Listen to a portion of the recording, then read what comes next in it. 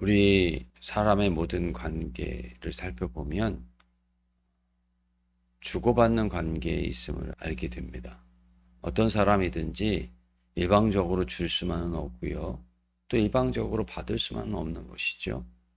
주는 가운데에 관계가 생기고 주고받으면서 정이 싹 트고 관계가 생기는 것을 볼 수가 있습니다.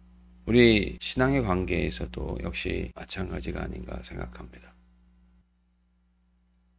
예수 그리스도께서 주시는 은혜를 우리 힘입지 않고는 신앙이 시작될 수가 없는 것이요. 또 우리가 드린다라고 하는 것은 내 것을 드리는 것이 아니라 주님께 받은 것을 찬송으로, 기도로, 감사로 돌려드리는 모습이 사람과의 관계와는 좀 다르다. 이렇게 말할 수가 있습니다. 또한 하나님께서 우리에게 말씀하신 대로 이웃에게 흘려보내는 것이 있을 때에 하나님과의 신앙이 온전히 생겨난다. 이렇게 말할 수가 있는 것이죠. 이스라엘에 가면 사해라는 곳이 있습니다. 광물은 거기에 굉장히 많이 있습니다. 그러나 생명체가 살 수 없는 염분이 너무나도 많은 물이 바로 이 사해입니다. 한쪽에서 흘러 들어오기만 하고 또 다른 곳을 흘러보내지 못하기 때문에 수많은 광물 자원이 거기에 넘쳐나 있지만은 그러나 생명체가 살아갈 수 없는 곳이죠. 주님은 나의 최고봉이라고 하는 곳에서 주님이 보여주시는 그림은 물이 흐르는 도랑이 아니라 생수가 솟는 샘입니다. 가득 채워라. 그러면 그에게 부어진 그대로 주님과의 생동력 있는 관계의 아름다움이 그 성도로부터 차고 넘치도록 흘러나올 것입니다. 만일 당신의 생명이 마땅히 넘쳐 흘러야 하는데 그렇지 않다면 이는 당신이 책임을 져야 합니다. 뭔가 그 흐름을 막고 있는 것입니다. 예수님에게 연결되어 있어야 합니다. 그러면 개인적으로 복을 받습니까? 아닙니다. 그것보다는 당신으로부터 그 누구도 막을 수 없는 생수의 강이 흐르게 됩니다. 오스왈드 챔버스 목사님은 이렇게 말씀을 하고 있습니다. 우리의 입술을 통해서 나가는 인간의 말이 아니라 먼저 하나님과의 온전한 관계 속에서 복음은 나의 생각이나 철학을 전하는 것이 아니라는 사실을 사도 바울은 복음을 증거하다가 발견하게 됩니다. 더 이상 예수 그리스도 외에는 다른 어떠한 것을 전하지 않기로 결심을 하는 바울의 모습을 우리가 볼 수가 있습니다.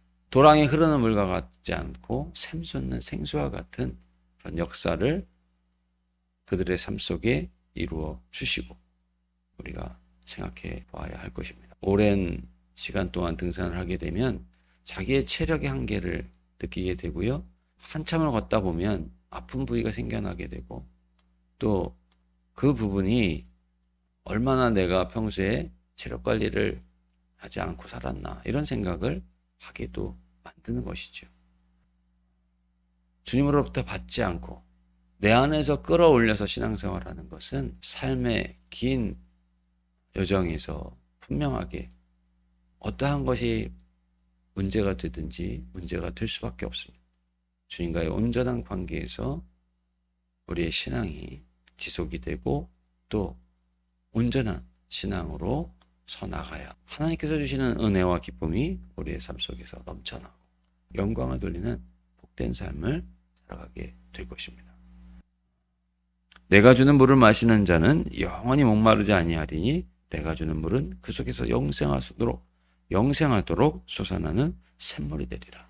우리 주님께서 주시는 영생하도록 솟아나는 샘물이 우리 안에 충만해서 늘 기쁨으로 또 은혜로 감사로 하나님 앞에 찬송하며 영광 돌려드리는 삶, 복된 삶을 살아가시는 우리 모두가 되시기를 원합니다. 사랑과 자비의 하나님 아버지, 우리가 주님이 주시는 물을 마시기를 원합니다.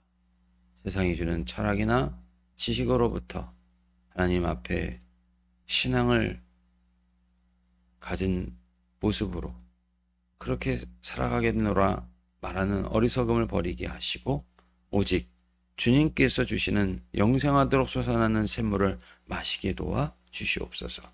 주님과의 올바른 믿음 속에 거하게 하시고 주님을 온전히 섬김으로 말미암아 하나님을 영화롭게 하는 삶, 주님 주시는 기쁨과 또 그 복음을 증거하는 삶을 살아갈 수 있는 우리 모두가 되게 도와 주옵소서. 모든 것에 감사드리며 예수님의 이름으로 기도드리옵나이다.